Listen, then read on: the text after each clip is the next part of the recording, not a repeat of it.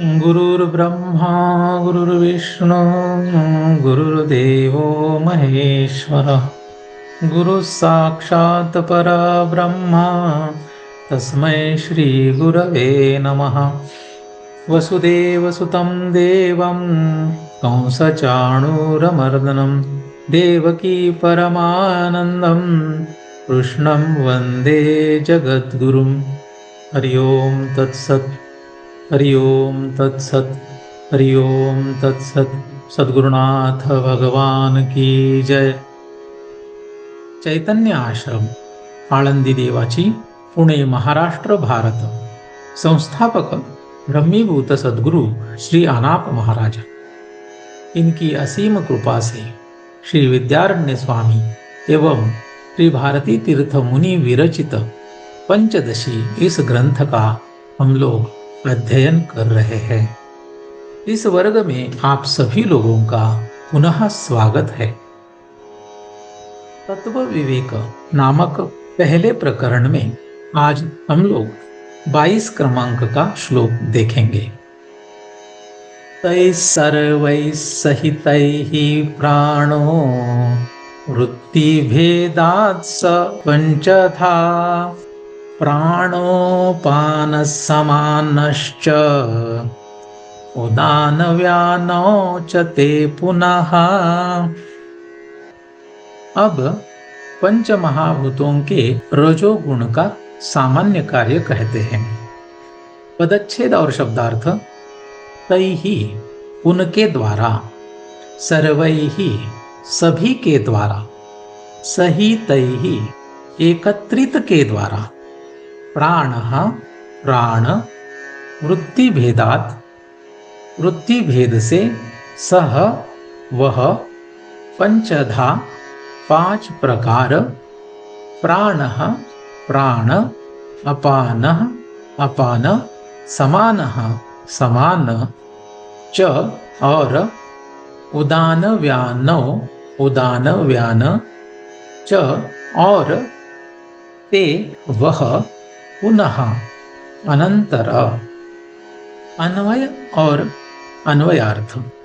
तैहि सर्वैहि सहितैहि प्राणः उनके द्वारा, सभी के द्वारा, एकत्रित के द्वारा, प्राण, वृत्ति भेदात सह पंचधा वृत्ति भेद से वह पांच प्रकार, प्राणः अपानः समानः च पुनः ते उदानव्यानौ च। प्राण अपान समान और अनंतर वह उदान और व्यान। सरलार्थ। सभी पंच महाभूतों के रजोगुण को एकत्रित कर उनके द्वारा प्राण उत्पन्न हुआ। वृत्ति भेद से वह प्राण पांच प्रकार का हो जाता है। यहाँ पर हमें मुख्य रूप से ध्यान में लेना है कि पंच महाभूतों के सभी रजोगुण को एकत्रित किया है और उस एकत्रित किए हुए रजोगुण से केवल प्राण बना है। तो यहाँ पर एक ही प्राण उत्पन्न हुआ ऐसे लिखा है, लेकिन वृत्ति भेद से उसके पांच भेद हो जाते हैं। वर्तन या कार्य भेद से प्राण के पांच भेद हो गए। कुछ लोग इन प्राण के उपप्राण भी मानते हैं। ग्रंथों में उपप्राण का भी उल्लेख आता है। तो यहाँ पर उपप्राण और उनका साधारण कार्य देखेंगे। पहला उपप्राण नाग, इसका कार्य डकार देना। दूसरा उपप्राण कूर्म, पलक झपकना। तीसरा कृकल, छींकना। चौथा देवदत्त, जम्भाई या फिर कुछ लोग इसको जमाई ऐसे भी कहते हैं, यह आना। और पांचवा उपप्राण धनंजय। यह धनंजय शरीर का पोषण करता है ऐसे माना जाता है। और कुछ लोग इसको मृत्यु के पश्चात जो शरीर फूलता है वह उसका कार्य है, ऐसे मानते हैं। इस तरीके से यह 5 उपप्राण और उनका साधारण कार्य है। प्राण के बारे में और समझने के लिए डायग्राम देखते हैं। तो हमें पता है कि ब्रह्म जो है यह परम तत्व है। उस तत्व के ऊपर मूलभूत प्रकृति यहाँ पर आरोपित हुई है और उसकी जो तम प्रधान प्रकृति है, माने कि उन 3 गुणों की साम्य अवस्था बिगड़कर या फिर बदलकर तम गुण ज्यादा हो जाता है। तो ऐसी तम प्रधान प्रकृति से पंच महाभूत उत्पन्न होते हैं। इन पंच महाभूतों में 3 गुण होने के कारण वह त्रिगुणात्मक है। इनको पंच तन्मात्रा भी कहते हैं, ऐसे हमने पहले भी देखा है। इन पंच महाभूतों के एकत्रित रज अंश से प्राण बनता है। वर्तन भेद या फिर कार्य भेद से इनके यह 5 प्राण बनते हैं। 5 जो भेद हुए, इनमें से एक को प्राण ही नाम दिया है और बचे जो 4 है उनमें अपान, समान, उदान और व्यान ऐसे नाम हैं। एक एक करके इनका स्थान और कार्य समझने की कोशिश करेंगे। वैसे देखा जाए तो प्राण जो शरीर में है, इसको समझना इतना सहज नहीं है। यह बहुत कठिन कार्य है। पूरे विश्व में आज भी इनके बारे में बहुत सारा रिसर्च शुरू है। तो यहाँ पर हम लोग इसको साधारण रूप से समझने की कोशिश करते हैं। प्राण, यह प्राण जो है यह एक वायु है, यह हमें पहले समझना है। इस प्राण का भी जो प्राण है जो कि वायु नहीं, ऐसे भी शास्त्र में उल्लेख दिखाई देता है। लेकिन ज्यादातर लोग प्राण को वायु ही समझते हैं और यहाँ पे वह वायु ही है। लेकिन इस प्राण में जो मुख्य प्राण है उसमें एक गुप्त तरीके से प्राण रहता है, ऐसे भी कुछ लोगों का मानना है। और वह प्राण समझने के लिए मुश्किल है, उसको कोई जान नहीं सकता, ऐसे भी कहा जाता है। तो यह जो प्राण है यहाँ पर वो वायु है। इस प्राण का जो स्थान है वह साधारण रूप से नासिका है। हमारे नासिका में वो रहता है। कुछ लोग ऐसे कहते हैं कि जो नासिका से अंदर जाने वाला वायु है वह प्राण है। लेकिन यहाँ पर इस ग्रंथ में पंडित दवा जोग इन्होंने नासिका से बाहर जाने वाला प्राण ऐसे कहा है। तो इस प्रकार की भी मान्यता प्राण के गति के बारे में है। इस प्राण का स्थान जो है वह हृदय है, ऐसे भी माना जाता है। इस प्राण का कार्य जो है वह समझने की कोशिश करेंगे। शरीर में जो ऊर्जा का मुख्य रूप से प्रवाह है और शरीर में जो जीवनी शक्ति है, उसके लिए यह प्राण जिम्मेदार है। इसका अर्थ यह प्राण अगर हमारे शरीर में ठीक से प्रवाहित होता है तो हमें एक शक्ति महसूस होगी, ऊर्जा महसूस होगी। और अगर प्राण का कार्य ठीक से नहीं हो रहा तो हमें ऊर्जा ठीक से शरीर में महसूस नहीं होगी और शक्ति भी हमारी कम हो रही है या फिर कम शक्ति के कारण हमें बीमार जैसे महसूस हो सकता है। प्राण जो है वह शरीर में जो हृदय है उसकी धड़कनें जो है उनको प्रेरित करता है, मस्तिष्क और आंखों को नियंत्रित करता है। ऐसे बहुत सारे कार्य इसके बताए जा सकते हैं, लेकिन साधारण रूप से इसके यह कार्य है। अगला जो वायु है वह है अपान। यह साधारण रूप से गुद स्थान में रहता है।